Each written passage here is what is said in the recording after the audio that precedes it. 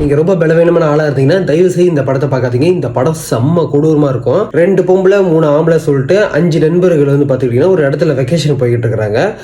போகும்போது பாத்தீங்கன்னா போதைப் பொருள் அடிச்சுக்கிட்டு அப்படியே என்ஜாய் பண்ணிக்கிட்டு இந்த மாதிரி போயிட்டு இருக்கிறாங்க. போற வழியில பாத்துக்கிட்டீங்கன்னா ஒரு பொண்ணு பாட்டுக்கு அப்படி நடந்து போயிட்டு இருக்கிறா.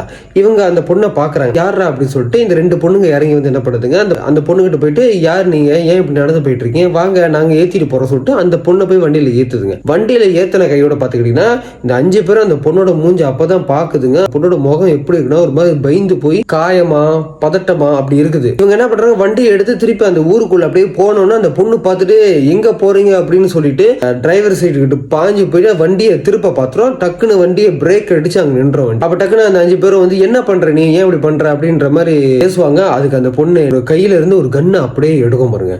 எடுத்து வாய்கிட்ட வச்சுட்டு நீங்க எல்லாரும் சாக போறீங்க அப்படின்னு சொல்லிட்டு சுட்டுக்கும். இந்த 5 பேரும் பதட்டமாயி என்னடா பண்றது அப்படின்ற மாதிரி ஒன்றும் புரியாம டக்குன்னு என்ன பண்றாங்க, அந்த ஊருக்குள்ள வண்டியை விடுவோம். அங்க ஏதாவது போலீஸ் ஸ்டேஷன் வரும், அங்க போயிட்டு வந்து இந்த மாதிரி நடந்து போச்சுன்னு சொல்லலாம் அப்படின்னு சொல்லிட்டு வண்டியை உள்ள விடுவாங்க. சுத்தி முத்தி பார்த்தா அவங்களுக்கு அந்த இடத்துல போலீஸ் ஸ்டேஷன் எங்க இருக்குன்னு தெரியல.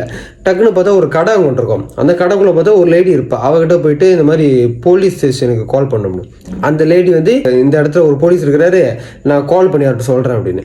அவங்க அந்த லேடி என்ன பண்ணுவா, கால் பண்ணி இந்த மாதிரி சொல்லுவா. சொன்ன கையோட இந்த லேடி சொல்லுவா, இந்த 5 பேர்கிட்டயும் அங்க ஒரு மில் இருக்குது, ஊருக்குள்ள ஒரு மில் இருக்குது, அங்க போங்க, போலீஸ் அந்த போலீஸ் ஆபீசர் வந்து அங்க வருவாரு அப்படின்ற மாதிரி இந்த 5 பேரையும் வந்து உள்ள அனுப்பி வைப்பா.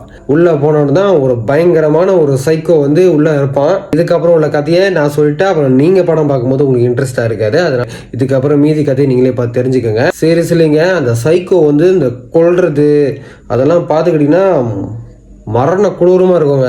தரமான ஒரு படம். கண்டிப்பா இந்த படத்தை பாருங்க. நான் உங்கள் கிரேசி ஜி.